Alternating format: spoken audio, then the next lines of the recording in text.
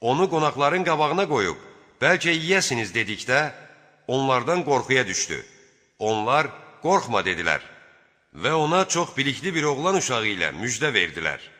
Zövcəsi çığır-bağır salıb, əlini üzünə çırparaq dedi, mən qoca, qısır bir qarıyam. Onlar, sənin Rəbbin belə buyurmuşdur. Şübhəsiz ki, o hikmət sahibidir, biləndir, dedilər. İbrahim dedi, ey elçilər, sizin işiniz nədir? Onlar dedilər, biz günahkar bir qövmə göndərilmişik. Onların başına gildən daşlar yağdırmaq üçün gəlmişik. Elə daşlar ki, onlara həddi aşanlar üçün sənin Rəbbinin dərgahında xüsusi nişan qoyulmuşdur. Nəhayət, orada olan möminləri çıxartdıq. Lakin orada bir evdən başqa müsəlman tapmadıq. Və orada şiddətli əzabdan qorxanlar üçün bir nişanə qoyduq. Musanın hekayətində də bir ibrət vardır. O zaman biz onu Fironun yanına açıq-aşkar bir dəlillə göndərmişdik.